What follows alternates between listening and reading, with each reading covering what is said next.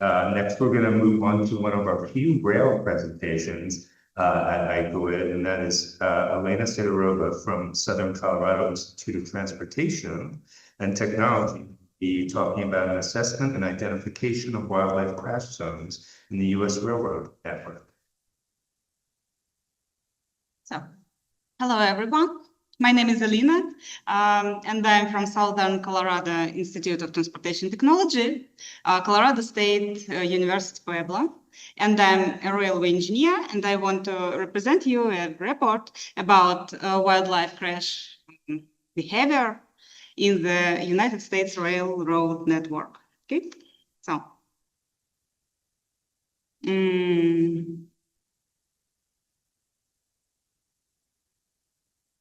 Okay. Yeah, this one. So.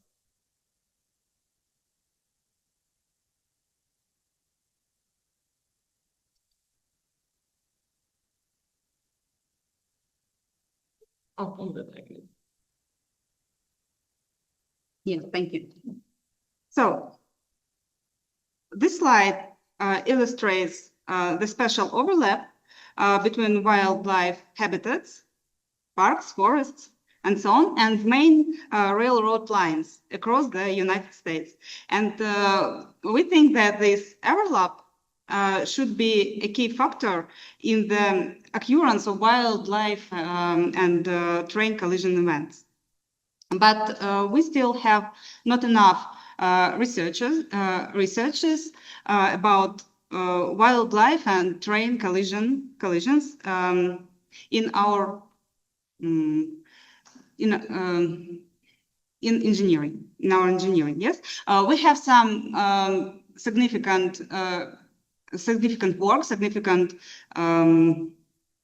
research works about specific areas and wildlife and research collisions, such as, for example, Montana grizzly bears and railway collisions, and Florida panteras and railway accidents. But we think that the comprehensive investigation of railway collisions and wildlife collisions could bring us more understanding and more economic efficiency for railroads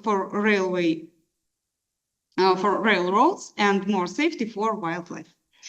So, for example, statistical data indicates that the average cost of wildlife collision for Amtrak is $23,000, and existing research suggests that the frequency of such collisions will increase with speed increasing, and it could impact railroad further costs. So, but the main challenge here in this research, in this investigation in railway wildlife collisions, is the insufficiency of accident data. Railroad companies typically do not report collisions unless there is significant equipment or track damages or operational delays. And there is a lack of information regarding railway collisions with small animals, except bird strikes involving pantographs on electric trains. That is why for this research, we collected data from different databases, including Federal Railroad Administration accident reports. After that, general wildlife mortality reports, Colorado wildlife mortality reports, from Florida, from Montana, mortality reports. And therefore, we collected approximately 340 accidents, and we used them for statistical investigation. So let's see, just a minute. No, the next.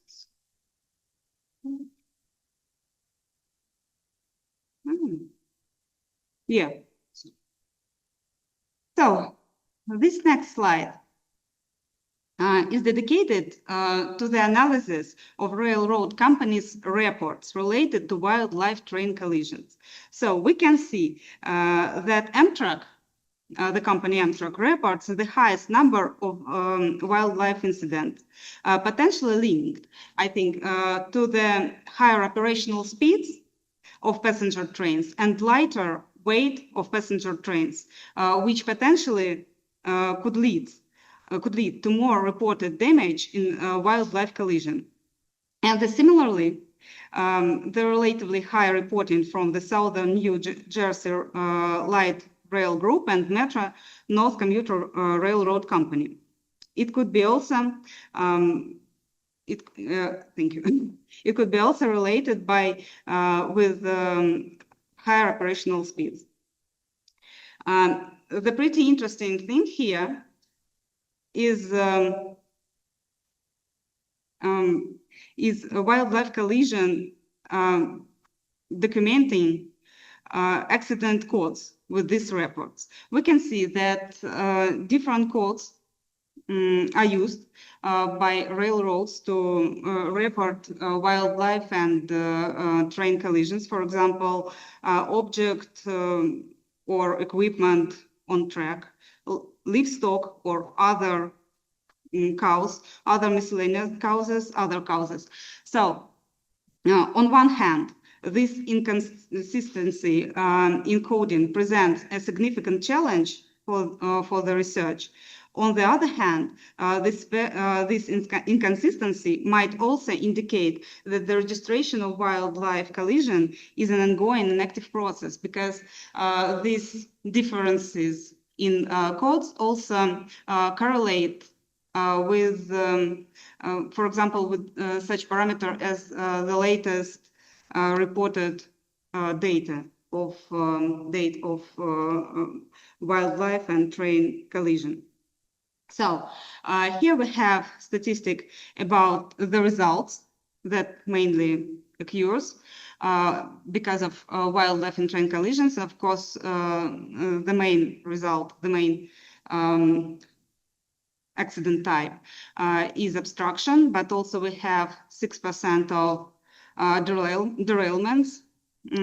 And we also can see that the main track where such accidents occurs is main tracks of railways.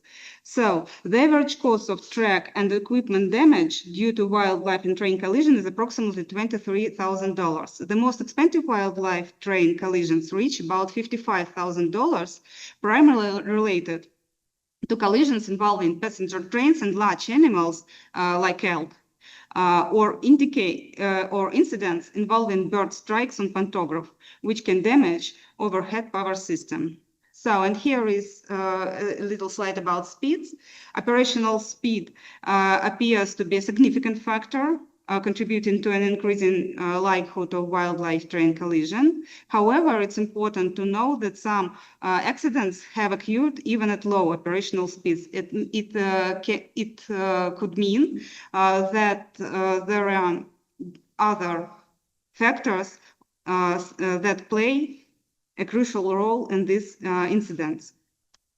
So it is difficult to definitely answer whether the time of day factor in wildlife train collision is driven more by wildlife behavior or human factors, because while some wildlife species may exhibit increased activity during morning and evening hours, previous research has not always shown a consistent, significant correlation across all contexts. And these evening and morning periods often coincident with times when train drivers may experience increased fatigue. So, it is the last slide, and the last slide represents a draft map illustrating the spatial distribution of wildlife train accident and categorized by species and seasons. And The next steps for our research should include a deeper search of the statistical data of train and wildlife collision. After that, gather information on track geometry in areas of these collisions, because it's also an important factor, and implementing methods of mathematical modeling and prediction of the spatial accident network, such as kernel density estimation, for example. So thank you.